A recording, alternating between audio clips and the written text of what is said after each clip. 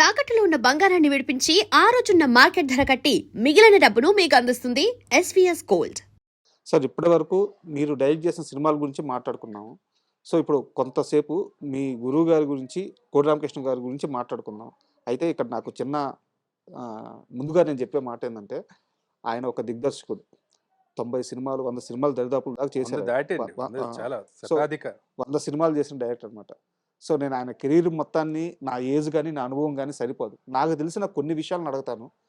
వాటిల్లో మీ ప్రమేయం ఉండొచ్చు, మీ ప్రెజెన్స్ ఉండొచ్చు, ఉండకపోవచ్చు. మీకు తెలిసింది చెప్పండి. ఫస్ట్ ఆఫ్ ఆల్ మనకి తెలుగు సినిమాలో డైరెక్టర్లు లెజెండరీ డైరెక్టర్లు అంటే రాఘవేంద్రరావు గారు, దాసరి నారాయణరావు గారు, వీళ్ళిద్దరి పేర్లు వినిపిస్తాయి. అవునండి. కానీ వీళ్ళిద్దరి మధ్యలో ఒక వ్యక్తి ఉన్నారు, కోడి రామకృష్ణ గారు. ఆయన 100 సినిమాలు చేశారు. వీళ్ళిద్దరూ ఎలాంటి హిట్లు ఇచ్చారో అంతే స్థాయి హిట్లు ఇచ్చారు. వీళ్ళిద్దరి నీడ వల్ల కోడి రామకృష్ణ గారికి రావాల్సినంత పేరు రాకుండా పోయిందా? అదైతే చాలా మంది అంటారండి. అది కూడా కొంతవరకు వాస్తవం. అంటే వాళ్ళ నీడని కాదండి, వాళ్ళ నీడ అనేది అంటే వాళ్ళిద్దరి నీడ చాలా పెద్దదైపోయింది ఇండస్ట్రీ. అవునవును, వాళ్ళు మరి నిజంగానే లెజెండ్స్ కదండి. ఇప్పుడు మా గురువు గారి కంటే కూడా వాళ్ళు చాలా ముందు నుంచి వాళ్ళు చాలా పెద్ద లెజెండ్స్ కదా. ఆ తర్వాత జనరేషన్ కదండి కరెక్ట్. ఆయన శిష్యుడే కదా, దాసరి గారి శిష్యుడే కదా ఆయన. కాబట్టి కాకపోతే మా గురువు గారు కూడా ఆయన గురువుకు తగ్గ శిష్యుడే. ఆయనకి అంటే ఆయనకు ముందు నుంచి కూడా దాన్ని ప్రొజెక్ట్ చేసుకోవడము, లేకపోతే దాన్ని అవన్నీ ఆయనకి లేదండి.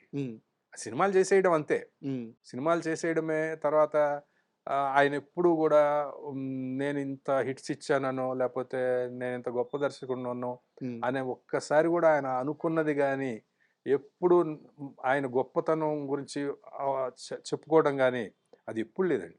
ఆయన ఎప్పుడు చాలా సామాన్యంగా అందరితోటి మామూలుగా ఉండేవారు. మీకు ఆయనతో ఒక 2 రోజులు ట్రావెల్ చేస్తే ఆ టైంలో వాళ్ళందరికీ అనిపిస్తుంది అనమాట, ఈయన 100 సినిమాలు చేసిన డైరెక్టర్, ఈయనేంటి ఇంత సాధారణంగా మాట్లాడుతున్నారు, ఇంత సాధారణంగా ఉన్నారు అనిపిస్తుంది. అంత మామూలు పర్సన్ అండి ఆయన. అయితే ఏంటంటే ఇండస్ట్రీ పరంగా అయితే ఆయనకి దక్కాల్సినంత గౌరవం మాత్రం రాలేదేమో అనేది నా అభిప్రాయం కూడా కదా. 100% అండి. ఎందుకంటే నేను ఎన్నోసార్లు చెప్పానండి, ఇప్పుడు కూడా చెప్తున్నాను, నా వయసుకి, నా అనుభవానికి, సినిమా ఇండస్ట్రీలో నేను అసిస్టెంట్ డైరెక్టర్గా నుంచి ఇప్పుడు యాక్టర్గా నా ప్రయాణంలో అంతటి టాలెంట్ ఉన్న వ్యక్తిని నేను మరొకరిని చూడలేదండి. ఇక ముందు చూస్తానో లేదో నాకు తెలియదు, ఈ రోజు వరకు నేను చూడలేదు. ఏది మీకు ఏ విషయంలోనైనా ఆ సినిమాకి సంబంధించిన విషయాల్లో. సార్ నాకు తెలిసిన ఇంకో విషయం ఏంటంటే, సార్ తెలిసిన మీన్స్ ఏంటంటే అక్కడ ఇక్కడ ఇనిందే. నాకు ప్రాక్టికల్గా నాకు అంత ఏజ్ లేదు కాబట్టి నాకు ఇది కరెక్టో కాదో మీరు చెప్పండి. ఆయనకి ఫస్ట్ అవకాశం ఇచ్చింది ఇంట్లో రామయ్య వీధిలో కృష్ణయ్య. అవకాశం ఇవ్వడం మీన్స్ అంటే అది మ్యూచువల్గా వచ్చి ఉండొచ్చు. చిరంజీవి గారితో మొదటి సినిమా చేశారు. బట్ తర్వాత కాలంలో చిరంజీవి గారితో ఒక గ్యాప్ వచ్చేసింది. ఆ గ్యాప్ రావడంతో కోడి రామకృష్ణ గారు బాలకృష్ణ దగ్గర ఎక్కువ సినిమాలు చేసి ఆయనకి బ్లాక్ బస్టర్స్ ఇచ్చారు.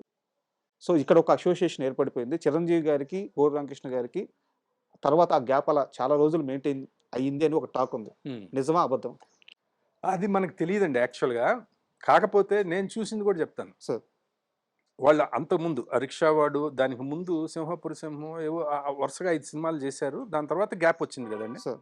ఆ గ్యాప్లో కూడా ఎక్కడైనా అవన్నీ కూడా నేను ఇండస్ట్రీకి రాకముందు చేసిన సినిమాలు అవన్నీ కదా.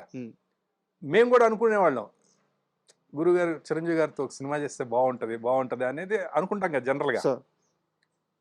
ఆ టైంలో వాళ్ళకి మరి అంత విభేదాలు అవి ఏమన్నా ఉండుంటే, ఇప్పుడు ఒకసారి శివాజీ గార్డెన్స్లో షూటింగ్ చేస్తున్నాం, కృష్ణ గారు మీద సాంగ్ ఏదో చేస్తున్నాము. పక్కన చిరంజీవి గారిది ఎక్కువ బండి ఎక్కువ మామ ఎక్కి ఆ సాంగ్ జరుగుతూ ఉంది.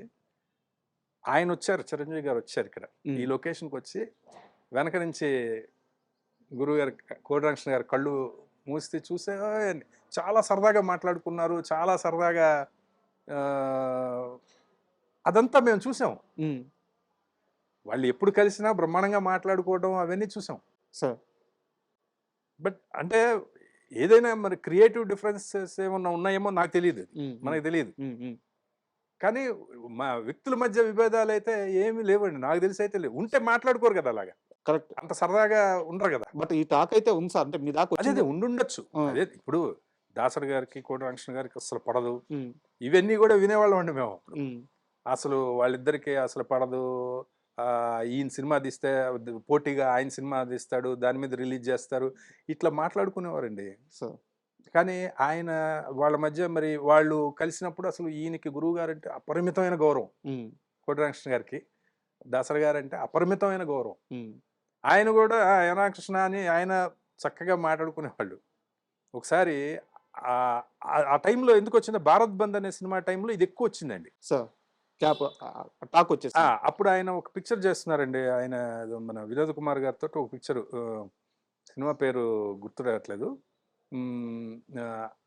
అప్పుడు భారత్ బంద్ జరుగుతూ ఉంది. ఓకే.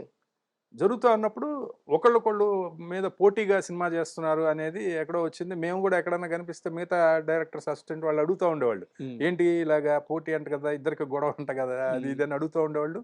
మ్యాగజైన్స్లో కూడా రాశారండి. ఓకే. కొన్ని మ్యాగజైన్స్లో వాళ్ళిద్దరికి ఏదో పచ్చగడ్డ వేస్తే బగ్గుమంటుంది ఏదో ఈ రేంజ్లో రాశారు. ఒకసారి ఇక్కడ హైదరాబాద్లోనే ఆ సినిమా షూటింగ్ జరుగుతుంది, జూబ్లీ ఒక బిల్డింగ్లో. సడన్గా దాసరి గారు వచ్చారు. ఓకే.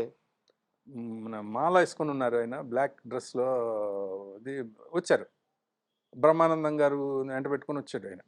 వచ్చి రాగానే ఈయన సడన్గా ఇంకా లేచి వెళ్ళి కాళ్ళకి నమస్కారం చేసి, గురుగారు ఏదంటే ఏంటి రామకృష్ణ, ఏంటి నీకు నాకేదో గొడవ అంట కదా, ఏంటి నీకు ఏమన్నా తెలుసా అని అడిగారు. అది నాకు తెలుసా ఏంటో అని చాలా సరదాగా మాట్లాడుకున్నారు. ఆయన ఉన్నంత వరకు ఈయన సిగ్గుపడుతున్నారు. షార్ట్ తీ అని, ఏంటి నేను వెళ్ళేదా వరకు షార్ట్ తీవా, షార్ట్ తీ దాసరి గారు. ఈయన సిగ్గుపడుతూ ఈయన మన బాబు మోహన్ గారు ఆ సీన్ ఏదో చేస్తున్నాం, ఆయనకంతా యాక్టింగ్ చెప్పి చూపించేది ఇది చేసిన తర్వాత ఆయన అన్నారు, రామకృష్ణ చేసిన దాంట్లో సగం చేస్తే చాలా మీకు చాలా పెద్ద పేరు వచ్చేస్తుంది అని. అంటే అలా అలా ఉంటారండి, బయట వచ్చేవి వస్తూ ఉంటాయి సార్. ఇంకా అవి మరి అది ఎందుకు వస్తాయో తెలియదు మనకి. ఓకే. అంటే మీ గురువు గారి కెరీర్ మొత్తం మీద చూసుకుంటే చాలా ఇనిషియల్ స్టేజ్లో బాలకృష్ణతో వరుస హిట్లు ఇచ్చారు. ముద్దుల మామయ్య అయితే అసలు ఇంకా మువ్వగోపాల్ అనే ఇట్లా వరుస హిట్లు ఇచ్చుకుంటా పోయారు అనమాట.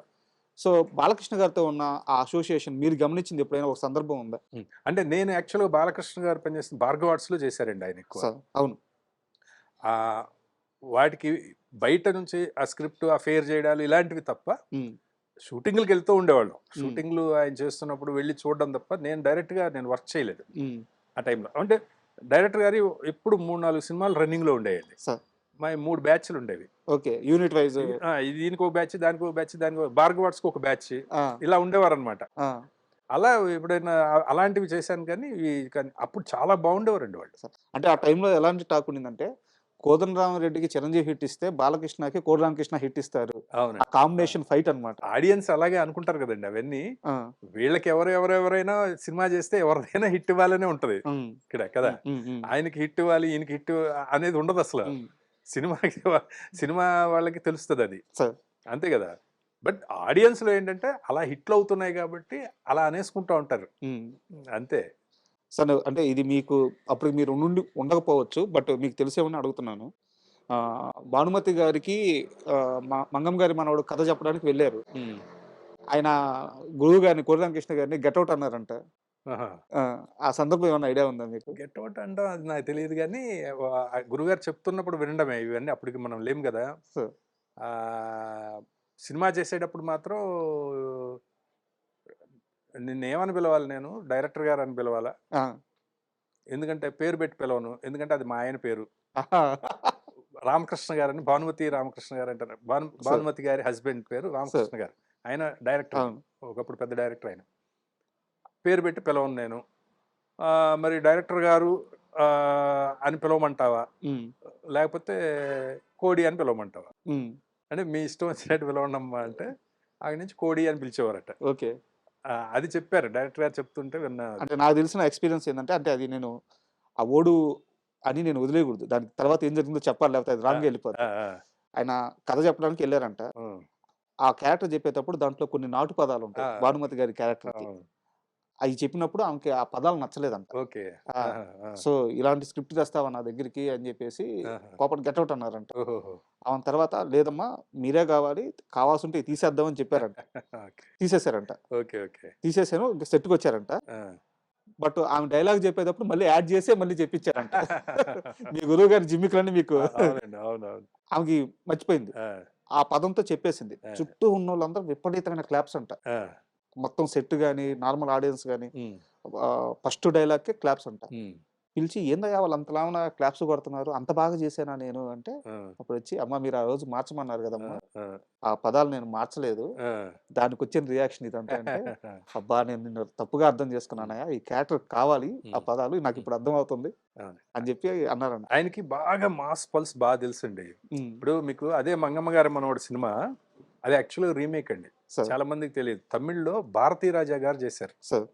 'మన్ వాసనై' అని పిక్చర్. హ్మ్. హ్మ్. అందులో పాండియన్ రేవతి గారు హీరోయిన్‌గా చేశారు. సార్. వాళ్ళు కొత్త వాళ్ళు ఆ సినిమాలో. ఆ సినిమా సూపర్ హిట్ అక్కడ. సార్. ఆ సినిమాని తెలుగులో 'మంగమ్మ గారి మనవడు' అందిస్తా అదంతా ఎలా ఉంటదంటే అండి అదొక పొయిటిక్ టచ్ తోటి ఆర్టిస్టిక్‌గా ఉండే సినిమా అది. హ్మ్. అక్కడ 'భారతీ రాజా' గారి ఆ! సినిమా. ఆ! ఆ! దాని ముందు అది చూసినప్పుడు అది చేద్దాం అనుకున్నప్పుడు అసలు తెలుగుకి ఇంత రాగా ఉన్న సినిమా అసలు ఎలా ఆడుతది? హ్మ్. ఇందులో కమర్షియాలిటీ ఏముంది? అసలు హీరోయిజం ఏముంది? హ్మ్. లేకపోతే ఇది పోయి బాలకృష్ణ గారితోటి ఎలాగా? హ్మ్. అని చాలా మంది చెప్పారటండి ఆ హ్మ్. టైంలో. హ్మ్. అంటే అది వర్కౌట్ అవ్వదు అని. హ్మ్.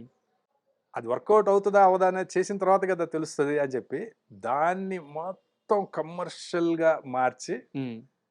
కమర్షియల్‌గా ఆ సాంగ్స్ 'దంచవే మేనత్తకు' అబ్బా! అసలు ఈ ప్యాటర్న్‌లోనే ఉండదు ఆ సినిమా. ఆ!